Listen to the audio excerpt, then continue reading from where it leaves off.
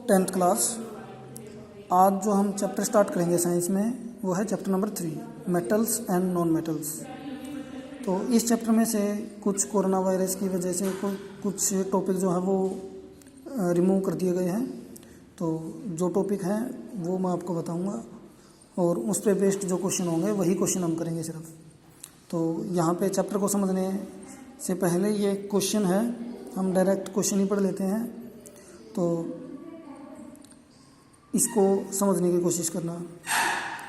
Differentiate between metals and non metals, metals और non metals के बीच में डिफरेंस बताना है। तो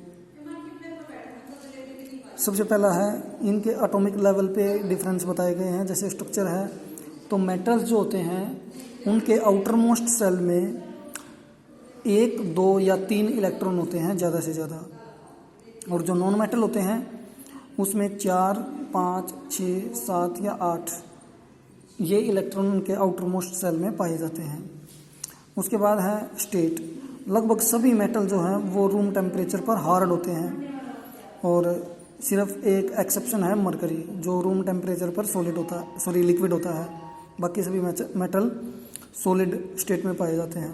नॉन मेटल जो हैं वो सॉलिड भी हो सकते हैं, लिक्विड भी हो सकते हैं और गैस भी हो सकते हैं। उसके बाद है डेंसिटी।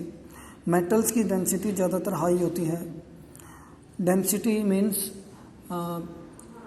नंबर ऑफ मोलिक्यूल्स और per unit volume, number of molecules per unit volume, इसको हम डेंसिटी कहते हैं।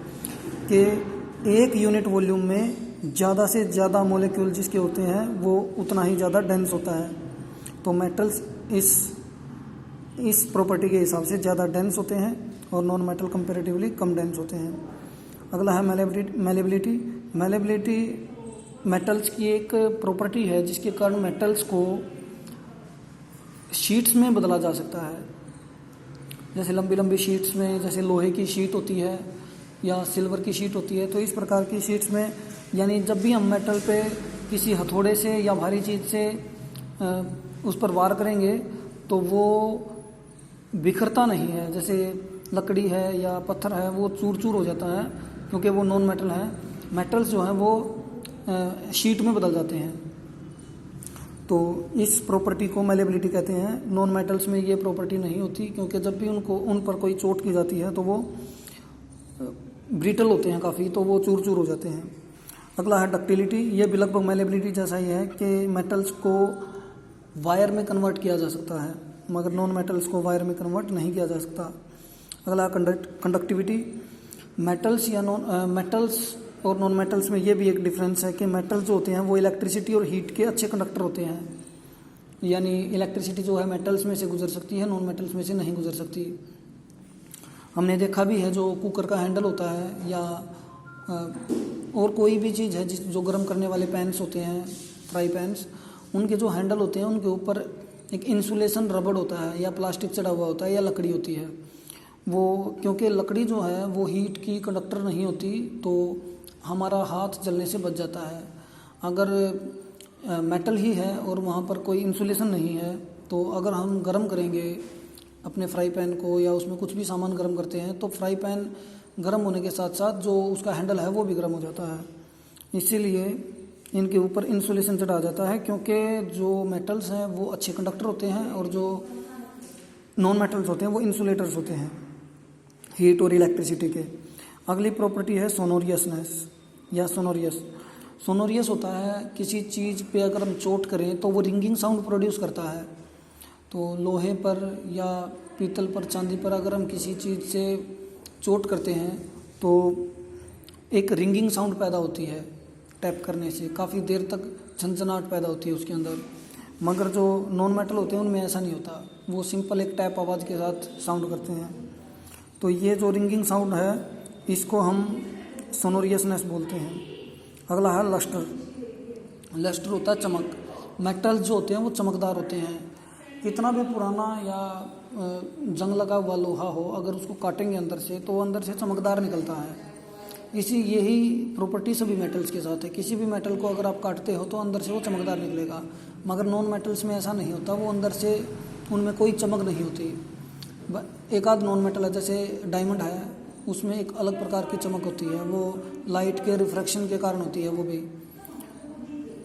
नेक्स्ट है हार्डनेस। मेटल्स नॉन मेटल्स के कंपेयर में ज़्यादा हार्ड होते हैं। Melting and boiling points.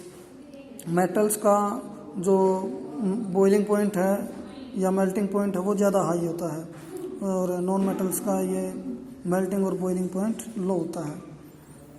तो ये कुछ ये प्रॉपर्टीज़ हैं इनकी। तो मेटल्स में ये प्रॉपर्टीज ज़्यादा से ज़्यादा पाई जाती हैं, नॉन मेटल्स में कम होती हैं। ये फिजिकल प्रॉपर्टीज़ बोलते हैं हम इनको। तो नेक्स्ट है केमिकल प्रॉपर्टीज़। तो केमिकल प्रॉपर्टीज़ भी यहाँ पर 4 प्रॉपर्टीज़ हैं जिनके आधार पे मेटल्स और नॉन मेटल्स को डिफ्रेंशिएट किया गया है। जैसे नेचर ऑफ ऑक्साइड। जो मेटलिक ऑक्साइड होते हैं वो बेसिक ऑक्साइड होते हैं, यानी वो बेस की तरह रिएक्ट करते हैं, जैसे नॉर्मल बेस होते हैं। और जो नॉन मेटलिक ऑक्साइड होते हैं वो एसिड की तरह व्यवहार करते हैं, तो इसलिए उनको एसिडिक ऑक्साइड बोला जाता है। नेक्स्ट है रिएक्शन विद क्लोरीन। मेटल जो है क्लोरीन के साथ रिएक्ट करके इलेक्ट्रोवैलेंट बॉन्ड बनाते हैं, और नॉन मेटल जो है वो कोवैलेंट बॉन्ड बनाते हैं। रिड्यूसिंग या oxidising agent. Metals reducing agent होते हैं, यानी अगर उनको किसी कंपाउंड में मिलाया जाए तो वो वहाँ से ऑक्सीजन को गेन कर लेते हैं। तो और जो नॉन मेटल होते हैं वो ऑक्सीडाइजिंग एजेंट होते हैं, यानी वो दूसरे पदार्थों के साथ मिलकर मेटलिक ऑक्साइड वो अपनी ऑक्सीजन दूसरे को प्रोवाइड करवाते हैं, यानी जो ऑक्सीजन प्रोवाइड करवाने वाले एजेंट होते हैं उनको हम ऑक्सीडाइजिंग एजेंट कहते हैं। नेक्स्ट है रिएक्शन विद एसिड। मेटल जो होते हैं एसिड के साथ रिएक्ट करके हाइड्रोजन गैस प्रोड्यूस करते हैं, और नॉन मेटल ज़्यादातर एसिड के साथ रिएक्ट करते ही नहीं हैं। तो ये आपको करना है, ये 2 क्वेश्चन ही आपको करने हैं लर्न। इनकी स्नैप मैं आपको भेज दूंगा।